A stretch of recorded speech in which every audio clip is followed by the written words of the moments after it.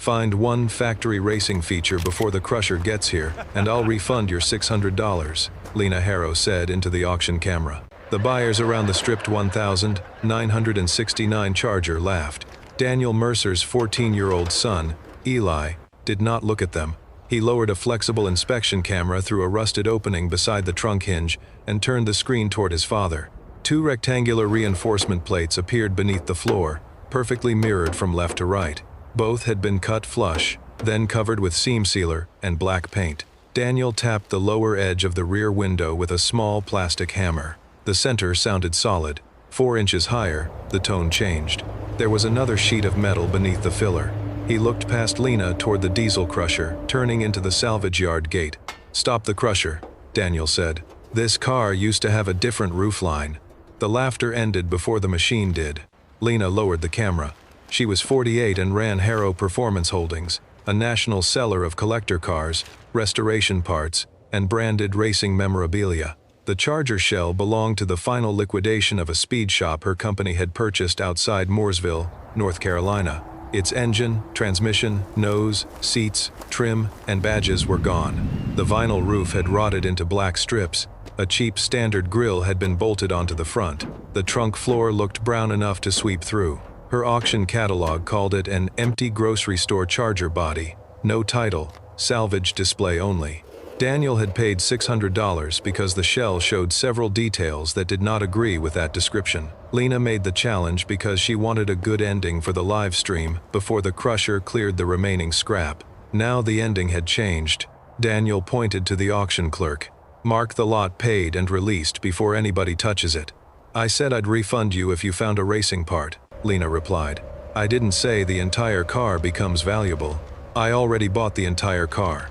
The clerk, a careful woman named Ruth Bell, held up the carbon invoice. Lot 82 was described as one complete body shell with all attached panels and unidentified fixtures. Daniel had paid at 10.6. Ruth had stamped the bill of sale at 10.8. Lena's challenge came at 10.11. Daniel asked Ruth to write that crushing had been halted at the buyer's request, and that the car remained in the condition shown at sale. He asked the yard operator to include the shell, forklift path, and trailer in one continuous loading video. He also asked Lena to confirm on camera that neither reinforcement plate had been exposed or altered since bidding closed. Lena studied him. "You think a pair of homemade plates makes this a Daytona? I think cutting them before measuring them would make sure nobody ever knows." The crusher operator shut down his engine. Daniel was 57 and owned a 2-bay machine and brake shop in Oildale, California. He had come east to inspect a used crankshaft grinder, advertised by the closing speed shop. The grinder was worn beyond what the seller claimed, so he kept his money. Eli found the Charger under a torn tarp near the crusher line, while Daniel waited for the equipment auction to finish. Daniel had been a widowed father for 6 years. Eli knew not to call every unusual hole a racing modification. He also knew the difference between random rust and work laid out from a center line. The plates under the trunk were the same size, the same distance from the rails, and cut with the same narrow torch path. Somebody had removed 2 structures, not repaired 1 accident. The rear glass bothered Daniel for a different reason. A production Charger's rear window dropped at a broad angle into the deck. The shell in front of him wore standard glass, but the inner sail panels had been hammered outward and buried under filler. The double tone suggested a plug remained beneath the later roof skin, the sort of aerodynamic alteration race engineers had used when turning the bluff-backed Charger into the winged Daytona. It did not prove factory origin. Hundreds of racers copied those modifications. Some did it well, most did not. Daniel's first decision was not to investigate. It was to preserve. He photographed the invoice, catalog page, bidding screen, and every side of the shell. Eli recorded the camera probe from entry point to reinforcement plates without interruption. Ruth copied the auction's fixed security camera footage onto 2 drives and sealed one with the sale documents. The yard operator weighed the shell before loading it. Daniel refused Lena's refund because accepting it could be treated as canceling the sale. "Keep the $600, he said. "It's evidence that the car changed owners before the challenge." Lena's attorney, Colby Reed, arrived from the administration trailer while the forklift driver positioned his forks. Colby argued that a no-title prototype could not be conveyed as a vehicle. Daniel answered, Then it was conveyed as the body shell your invoice describes. If it contains confidential factory development material, the company may have a duty to return it. To whom? Colby did not name a claimant. Ruth asked both sides to sign a condition report. Daniel signed. Lena refused but allowed Ruth to note the refusal. At 10:46, the shell rested on Daniel's rented open trailer. The cheap grill, front fenders, doors, deck lid, rear glass, and every welded structure remained attached. Ruth sealed the doors and trunk with numbered wire tags. Daniel taped paper witness strips across 3 areas of filler he intended to examine later. Lena's live stream camera captured the numbers.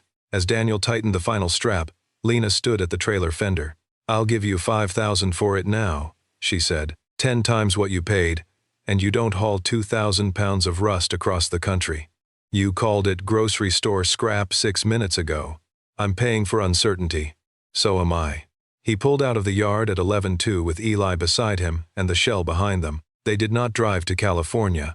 Daniel rented a locked bay at a freight restoration warehouse outside Charlotte for 1 week. The manager, Ruth's brother-in-law, offered a monthly space, but Daniel paid the posted commercial rate and obtained a written access log. He hired an independent automotive conservator named Francis Klein to perform a non-destructive condition survey the next morning. That choice cost $1,200 before Daniel knew whether the Charger was worth $1,200. It also cost him the money he had set aside for the crankshaft grinder. When Eli asked whether they could afford it, Daniel answered honestly, "We can afford 1 week. After that, we need evidence or a way home." At the hotel, Daniel uploaded every photograph to a read-only archive with automatic timestamps. He emailed a preservation notice to Harrow Performance, the auction company, and the liquidation trustee. It requested the catalog draft, listing photographs, intake records, and all video connected to Lot 82. He copied his commercial attorney in California, Nina Alvarez, and paid her 2-hour retainer from the shop's operating account. By midnight, Harrow's public listing had disappeared. Daniel expected that. What mattered was whether the original records disappeared with it. Ruth confirmed that the auction company retained its own database, bidder log, and security footage under state licensing rules. The liquidation trustee confirmed the Charger had been included in the asset schedule as a body shell, with no reserved components. Neither document identified a factory owner or excluded racing structures. Eli sat on the hotel bed scrolling through the photographs. "If it's nothing, do we put it back together? We don't know what together means yet. Could we sell the parts? Not until we know which parts tell the story. That answer would matter later." At 8 the next morning, Frances Klein met them at the warehouse. She had conserved competition cars for 2 museums and treated paint, filler, rust, and bad repairs as evidence before treating them as damage. She checked every seal, compared the shell to the loading video, and created a new condition map. Her first tool was not a grinder. It was an ultrasonic thickness gauge. Across most of the roof, steel and filler measured within ordinary repair range. Around the rear window, readings doubled. A continuous hidden edge began at the sail panel on one side, crossed above the glass, and returned down the other. Something shaped like a shallow plug had been welded into the original opening, then later covered by another skin to restore the production appearance. Frances used portable radiography on 3 small areas. The images showed 2 distinct weld sequences.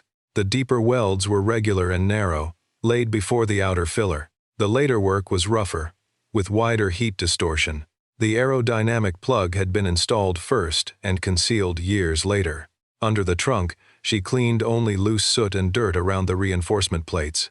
Each plate had once supported a vertical structure. The cuts were flush, but the surrounding metal showed factory-style spot welds and matched gussets tied into both frame rails. Daniel measured from the axle centerline to each cut.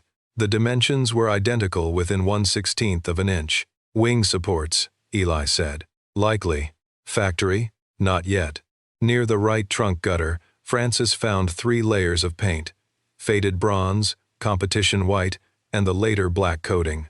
Beneath the black, angled light revealed shallow depressions. She used solvent testing to choose a remover that affected the top layer without touching the older paint.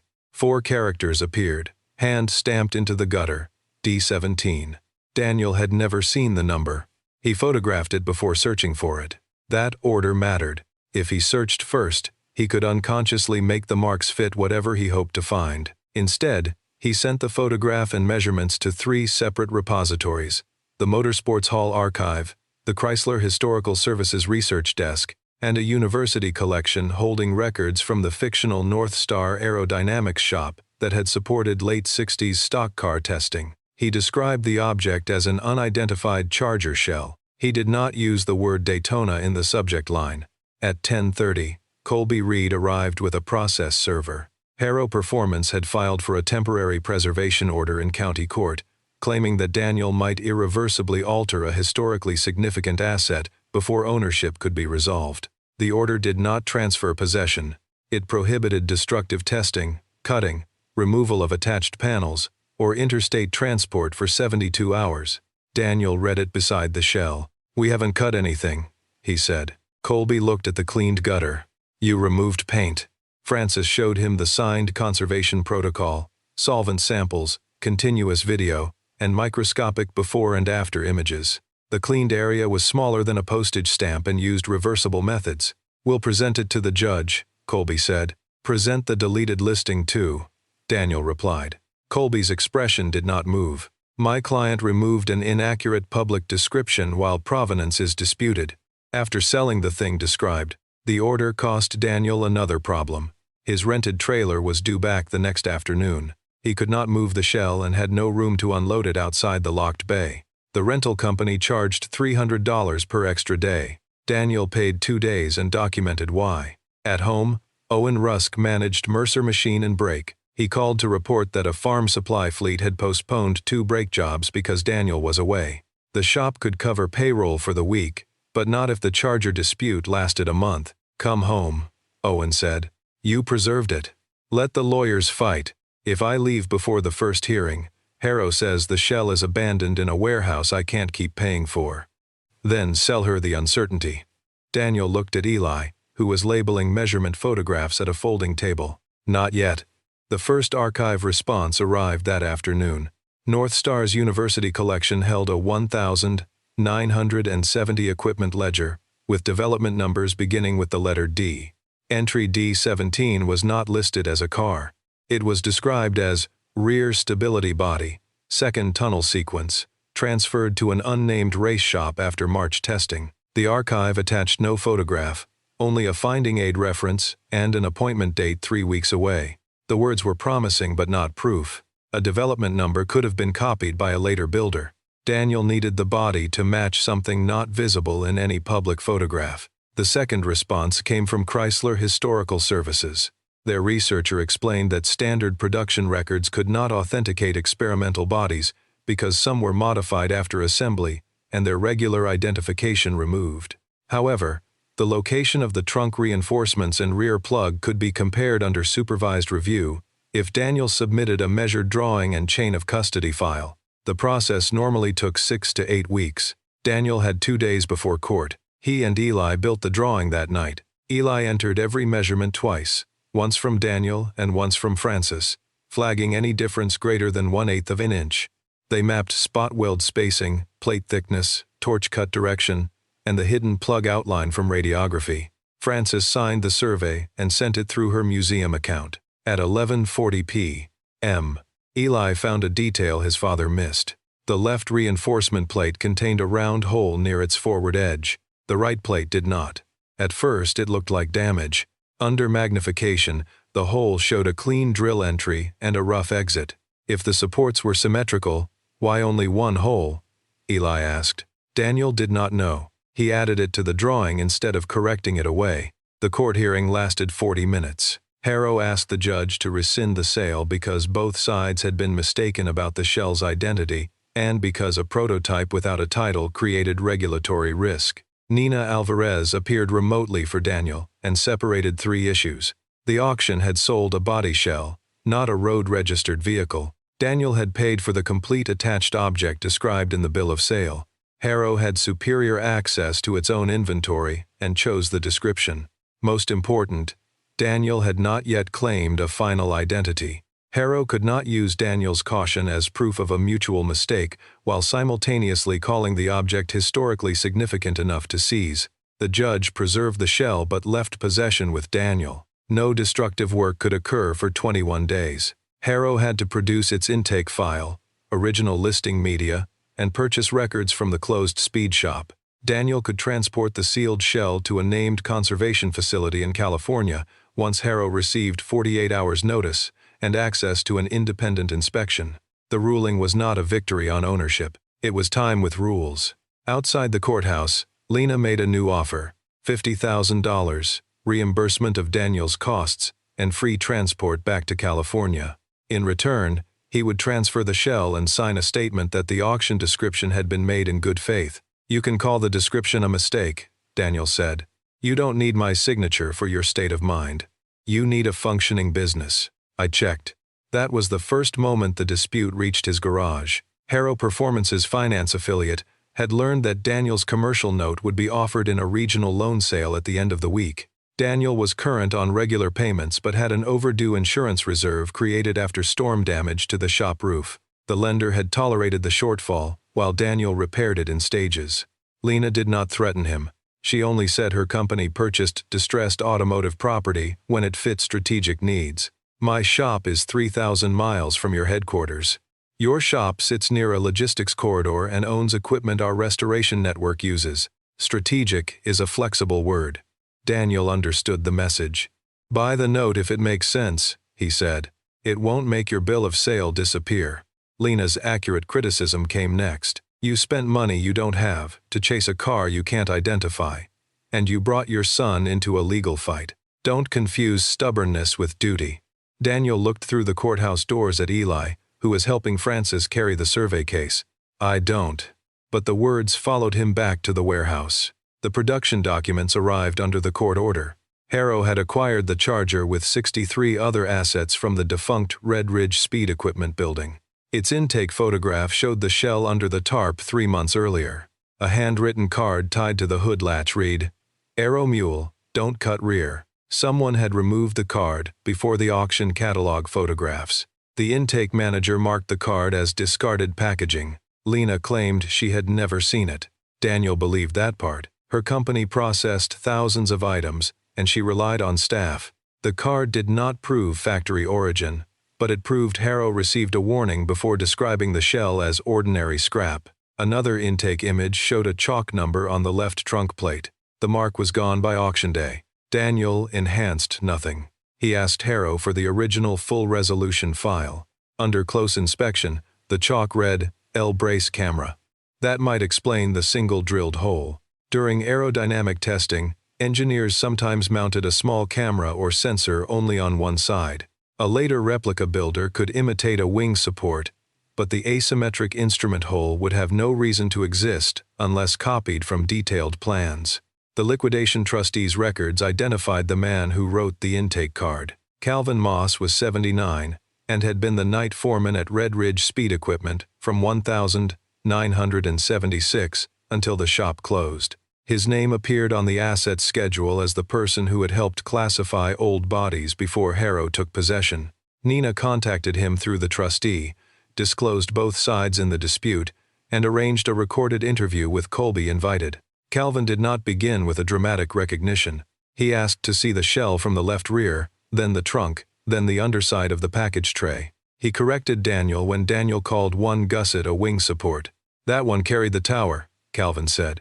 The narrow tab beside it carried a recorder cable. They didn't trust the pressure numbers without seeing what the yarn did across the rear glass. He remembered the body arriving at Red Ridge in 1978 on a flatbed with the nose already gone and both wing towers cut. The speed shop planned to turn it into a local oval car. When the crew stripped the vinyl roof, they found the concealed plug and decided the body was too strange to cut until the owner clarified what it was. The owner never returned. Storage charges accumulated. Red Ridge eventually acquired the shell under its written storage agreement and pushed it into the back building. Calvin had written, "Arrow Mule, don't cut rear," because younger employees clearing the building wanted to save the standard roof and scrap the rest. He did not know what D17 meant in 1978. He knew only that the hand stamp was present when the shell arrived. Colby asked why Calvin had not told Harrow's catalog team any of that. "I told the intake fellow the rear was doubled and the trunk had old tower cuts. He took pictures. Nobody asked me twice. Did you tell Miss Harrow? Never met her until the auction video. Can you swear the shell in this warehouse is the same shell you saw in 1978? Calvin studied the images again. I can swear it carries the same left brace hole, the same torch notch on the right plate, and the same patch I welded at the lower quarter after a shelf fell into it in 1986. I can't swear nobody built another one with all three.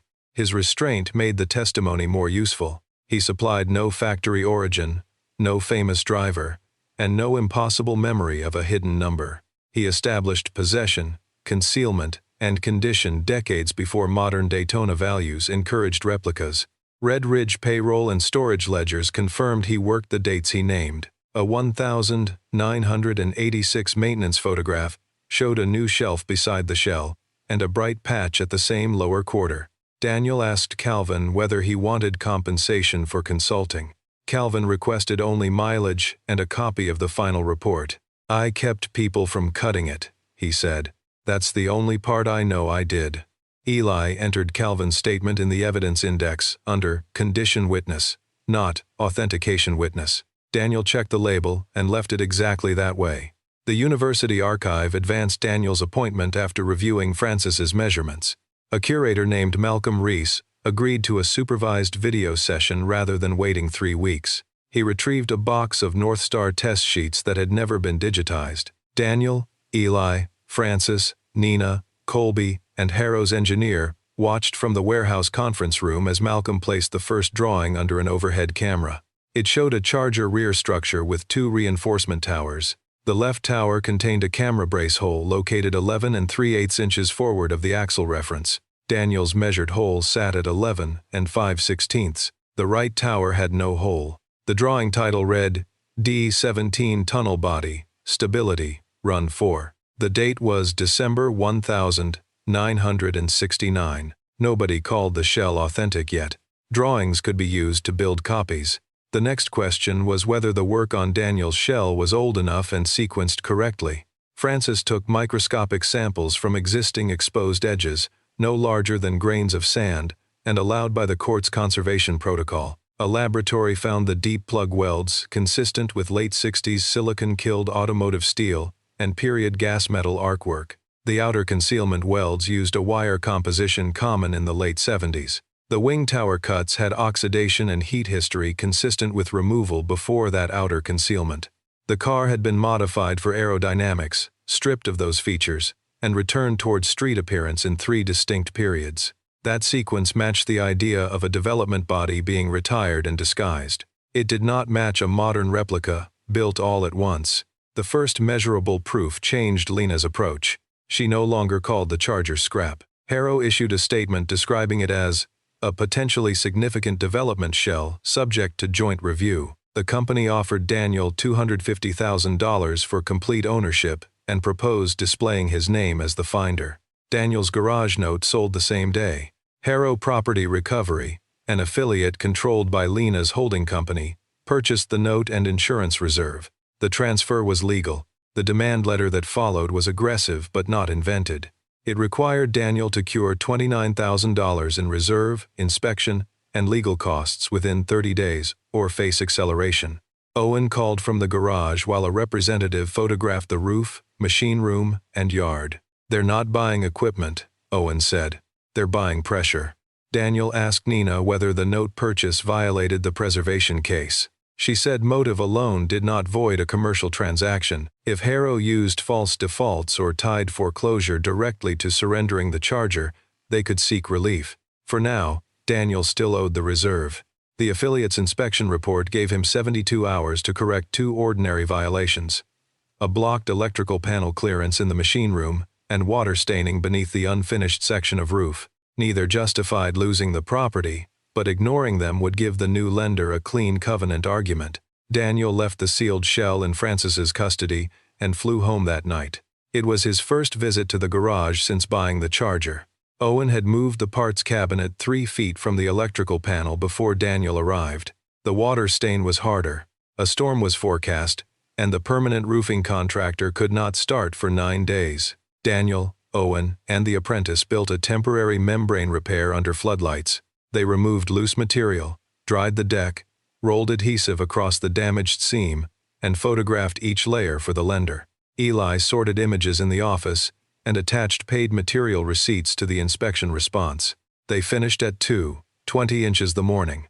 At 6, the promised storm reached Oildale. Daniel stood beneath the repaired section with a flashlight while water ran toward the gutters. One dark spot appeared near an old vent. Owen marked it, and they added a second patch from the roof after the rain eased. The affiliate's inspector returned at noon. He verified the electrical clearance, examined the membrane, and accepted the temporary correction subject to the scheduled permanent contract.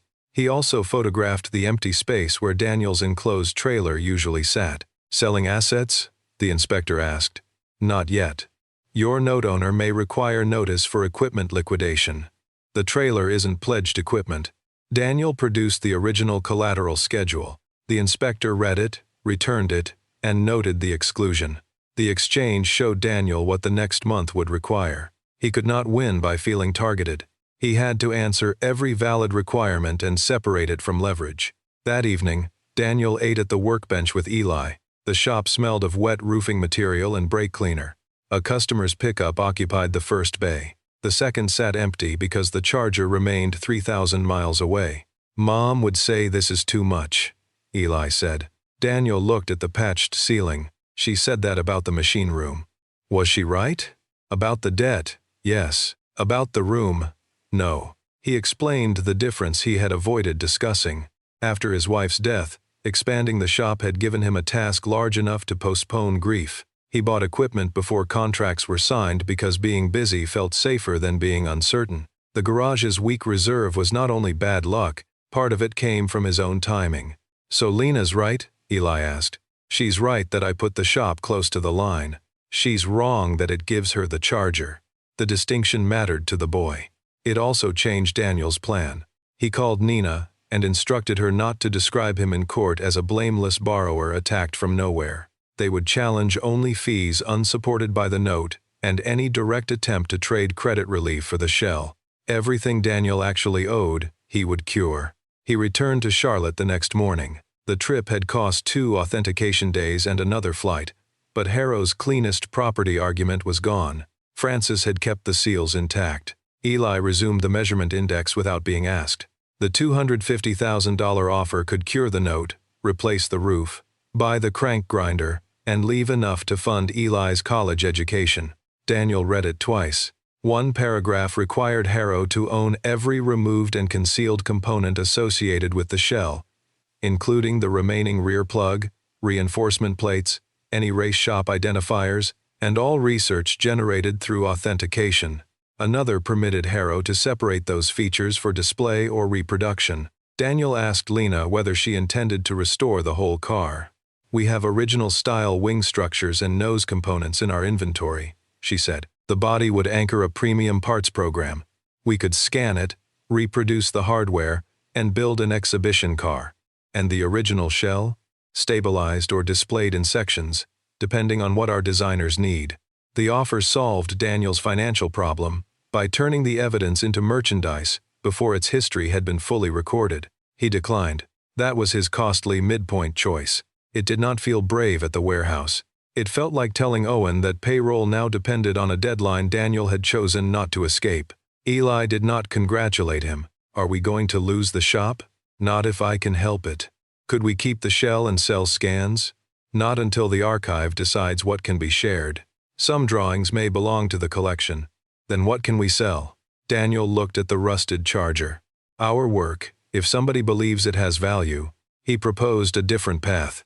Instead of selling the object, Mercer Machine and Brake would seek a paid conservation contract from a museum, heritage foundation, or collector willing to preserve the complete shell and fund authentication. The contract advance could cure the reserve without separating the car. Nina warned him that no institution would pay a major advance while ownership remained disputed. They needed Harrow's claim resolved or subordinated. The auction video became the next fight. Harrow had removed the public live stream and told the court the platform retained no downloadable master. Ruth produced the auction company's local recording, which showed Lena calling the Charger an empty grocery store body before the sale. It also showed the crusher already scheduled for the lot, undermining Harrow's later position that it intended to preserve a known prototype. Colby argued that an executive's sales patter did not define legal intent. Nina agreed. The bill of sale did. Its wording remained complete body shell with attached panels and fixtures. The court denied Harrow's request for rescission. North Carolina law did not give a sophisticated seller an automatic right to reverse a completed as-is sale because the buyer noticed value the seller missed. Harrow still could bring a claim if a true third-party owner appeared, but none had. The ownership loop closed. The identity loop remained. Lena had one credible chance to stop. After the ruling, she offered to withdraw the note demand and fund joint conservation if Harrow received 51% ownership and exclusive commercial reproduction rights. Daniel offered equal access to research and first negotiation on restoration parts, but not control of the shell or exclusive rights to history neither side created. "You expect me to finance a story your shop owns," Lena said. "I expect anybody who finances it to be named for what they did, not for work somebody else did 56 years ago." They did not agree. The Mopar Heritage Inspection was scheduled at a conservation center in Detroit. Daniel chose the location because it had radiography, frame measurement, and controlled paint removal facilities in one building. He gave Harrow notice, invited Colby and their engineer, and asked the university archive to send certified copies of the D17 drawings directly to the center. Transporting the Charger cost $4,800. Daniel sold his enclosed race trailer, the one he used twice a year, to cover it and the next payroll. Eli helped clean the trailer before the buyer arrived. He removed an old Mercer machine decal from the door and kept it folded in his notebook. "We can buy another trailer," Daniel said, "if we keep the garage." "Yes." At the Detroit Center, the inspectors began with the body on a calibrated fixture table. Every frame point was measured against production specifications and D17 drawings. The rear rails carried added sleeves inside factory channels. The wing tower bases matched the drawing within manufacturing tolerance. The left camera brace hole aligned with the archive dimension. The rear window plug angle differed from a production Charger by exactly the amount listed in North Star's second tunnel sequence. Then came the controlled exposure. Francis selected a 6-inch strip above the rear glass, where radiography showed the original plug flange. She softened the late filler layer under extraction, removed it millimeter by millimeter, and stopped at the first older paint. A narrow line of bronze appeared beneath competition white. Along the flange, a pattern of short welds emerged. 2 close, 1 wide, 3 close, then a gap for a temporary brace.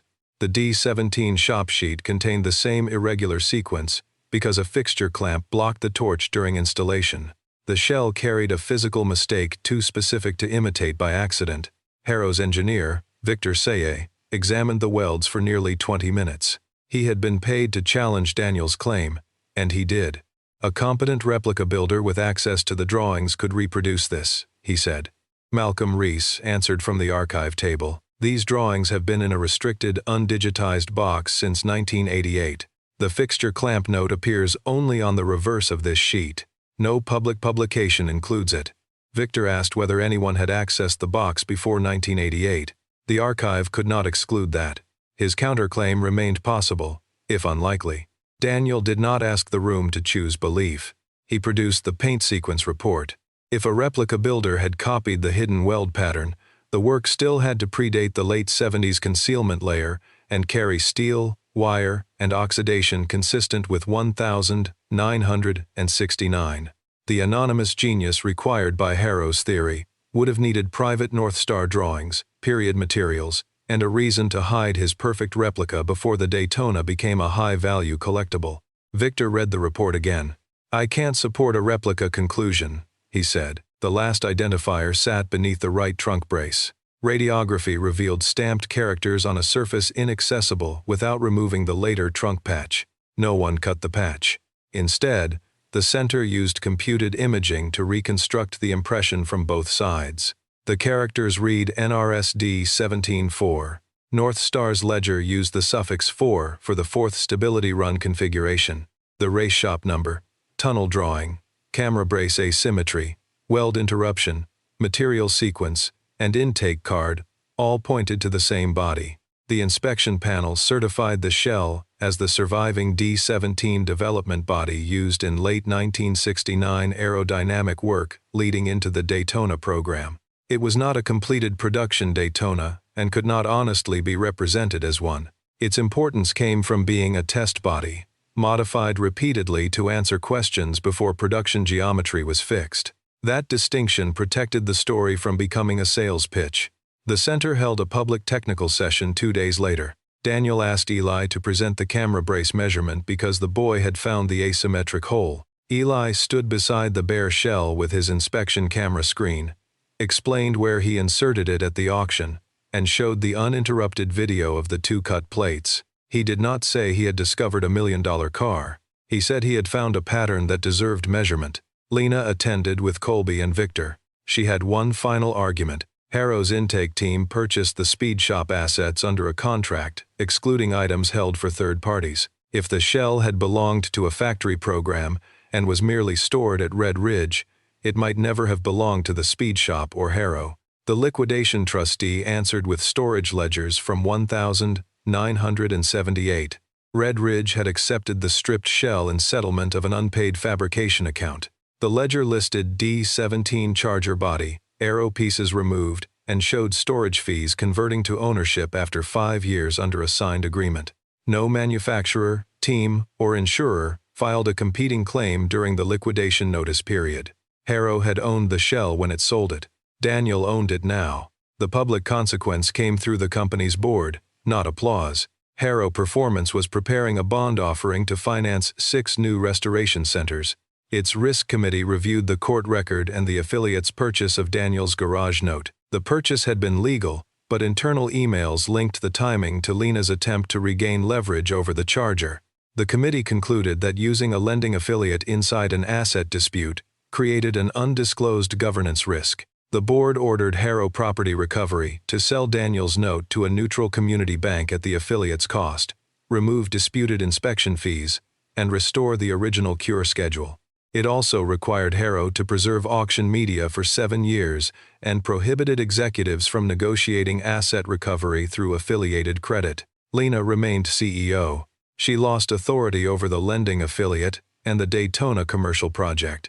The consequence fit the mistake. With ownership and identity resolved, 3 institutions offered to acquire the charger. The highest private offer was $1.8 million. Contingent on a cosmetic recreation of the wing car and exclusive exhibition rights.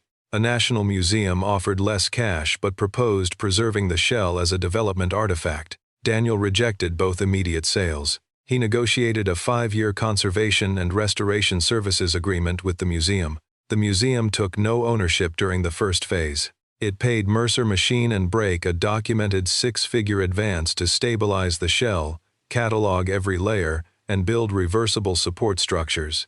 The advance cured the garage reserve, replaced the roof, restored payroll, and allowed Daniel to keep the charger intact while its long-term placement was evaluated. The agreement required a public digital record of every measurement and every removed fragment. It credited the North Star technicians named in the archive, Red Ridge workers who preserved the shell, Ruth Bell for the auction records, Francis for conservation, and Eli for the first recorded view of the cut tower bases.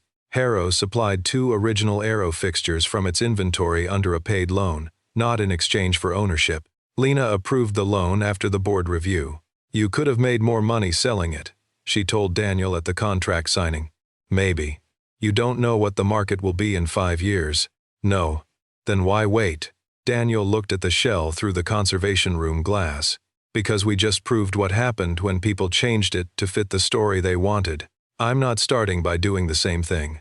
The charger returned to California on a museum transporter. This time Daniel did not own a trailer. Owen and the apprentice waited outside Mercer Machine and Brake when it arrived. The shop roof was new, but the blue door and narrow office remained unchanged. They rolled the shell into the second bay on a reversible frame cart. Daniel did not install a wing, a pointed nose, or glossy paint. The first phase was stabilization. Rust was arrested where it threatened evidence. Loose filler was retained in labeled trays. The exposed 6-inch strip above the rear window remained visible behind a clear protective cover. Eli built the documentation station from a used desk and 2 monitors. On the wall, he mounted a print of the inspection camera image beside the D17 drawing. Beneath them, he placed the old Mercer machine decal from the sold trailer. The museum paid him for after-school catalog work under a youth employment permit. Daniel required him to log hours like anyone else. 3 months later, Lena visited the shop. She arrived without a camera crew. Harrow's loaned fixtures had come in 2 wooden crates, each with a condition report more careful than the one her company had failed to make at auction. She walked around the Charger and stopped at the rear glass. "It still looks like a $600 shell," she said, "from far enough away. My designers wanted the wing on it by now. That's why they don't own the schedule." Lena accepted the answer. She handed Daniel a flash drive containing the restored auction, live stream, catalog drafts, and all intake photographs. The board's preservation policy made them part of the project archive. "The video shows me laughing," she said. "It also shows you stopping the crusher. You stopped it. You had the authority to keep it stopped." She considered that distinction, then signed the media transfer log. The final ownership plaque would not be written until the 5-year conservation phase ended. The temporary exhibit label was smaller. It called the object the D17 Charger Aerodynamic Development Body, and explained, in 2 sentences, that later owners removed its wing structures, concealed its rear window plug, and returned the front to standard appearance. It named no discoverer in larger type than any technician. At the first open shop weekend, older racers stood beside families and studied the cut plates under the trunk. Daniel spent most of the day explaining why the missing towers mattered as much as complete parts. Eli demonstrated the inspection camera to a group of students. He never lowered it into the original opening without recording first. After the visitors left, father and son swept the bay. Eli stopped beneath the rear window and tapped the plastic hammer against 2 positions. The lower section answered with 1 solid tone. The hidden plug answered higher and tighter. "I can hear it now," he said. Daniel handed him a piece of chalk. "Mark where the sound changes. Don't mark what you think is under it." Eli drew a careful line across the protective film, following the boundary 1 inch at a time. It matched the radiographic map, but he completed the listening test before looking at the screen. On the opposite side of the bay, the new roof no longer leaked onto customer cars. The bank notice was gone from the office window. Owen's name appeared on the restoration schedule as project supervisor. The $600 invoice remained in Daniel's metal case, not because it stated the Charger's value, but because it recorded the moment ownership became clear enough for the rest of the work to matter. Daniel switched off the overhead lights, leaving 1 low conservation lamp above the trunk. Under that light, the 2 cut reinforcement plates did not look like missing parts. They looked like the first 2 sentences of a history that had nearly entered a crusher.